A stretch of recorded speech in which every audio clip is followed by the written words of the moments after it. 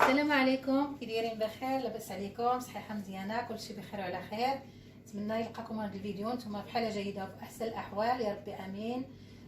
كي دوزت عيدكم ولا يعطيكم ربي ما تمنيتو نتوما والوليدات، باش ما تمنيتو ان شاء الله تعيدوا وتعاودوا يا ربي امين.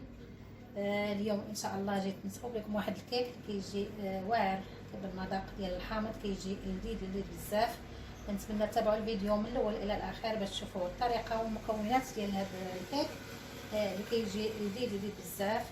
ودابا نبداو الفيديو ديالنا بالصلاه والسلام على حبيبنا ونبينا محمد وعلى اله وصحبه اجمعين.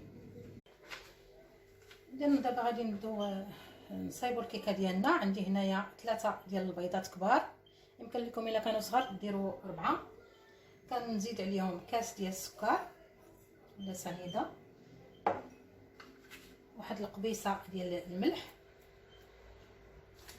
وكنضيف كذلك واحد الساشي ديال الفاني.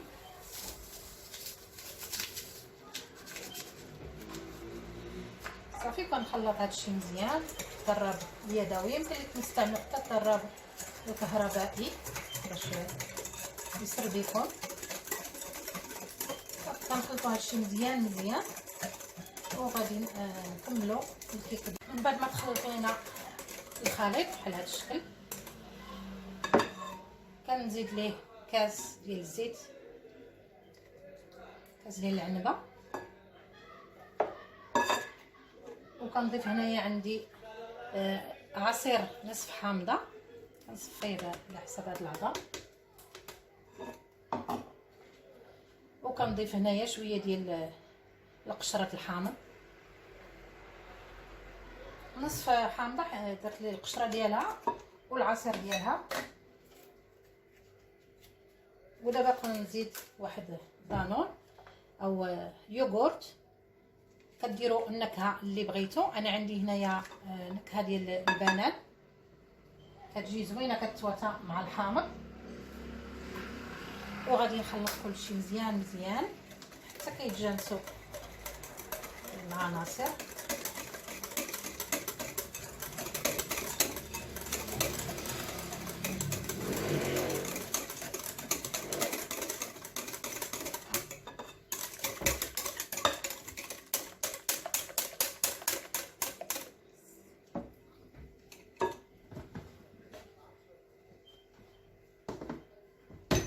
صافي دابا غادي نزيد في الدقيق والخميره. عندي هنايا 2 ساشيات ديال الخميره اولا 16 غرام اللي عنده الخميره ديال العبار.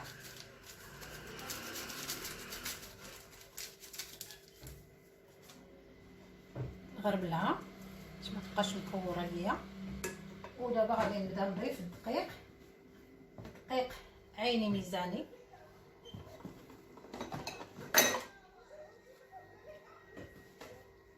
كنضيفو الدقيق شويه بشويه حتى كنحصلوا على القوام اللي بغينا. صافي كنخلط هذا حتى كنشوف عاد باش كنضيف الدقيق الاخر الا خاصني مازال. هاد الكيك تقدر بالنسبه للناس اللي بغاو العبار بالكاس تقدروا تضيفوا ليه من 2 كيسان ونص ديال الدقيق حتى ل3 بالعبار ديال كاس ديال العنبه كما كتشوفوا. ها هي مازال غنزيد لها واحد شويه صافي. وغادي نخلط. انا كما كتعرفوا الدقيق كاين اللي كيشرب كاين اللي ما كيشربش. واخا نعطيكم العبار بالتدقيق راه كاين اللي يصدق ليه كاين اللي ما غاديش يصدق ليه. كما كتشوفوا ها هي ملي كنكتبوا فوق العجينه بحال هكا ما كتمشيش دغيا الكتبه صافي. ودابا غادي نديرها في المول، اي مول عندكم بغيتو. انا غادي نستعمل هذا المول، كندهنوه مزيان بالزيت وكنديروا فيه شويه ديال الدقيق باش ما تلصقش لنا الحلوه ديالنا او الكيك ديالنا. صافي وكنصب هذا الخليط ديالي في المول.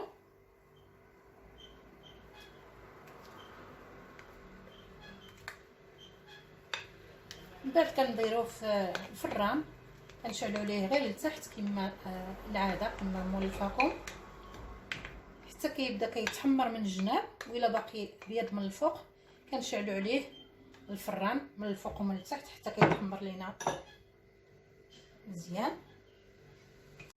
الكيك ديالنا ها هو واجد كيفاش جا، تبارك الله جا واعر كما كتشوفوا. انا زينته بالفوندون، يمكن لكم تزينوه باش ما بغيتوش شوكولات ابيض ولا اسود، اي حاجه يمكن لكم تزوقوا بها كما كتشوفوا. ها هو دابا غادي نقطع لكم شويه باش تشوفوا كيفاش جا من الداخل.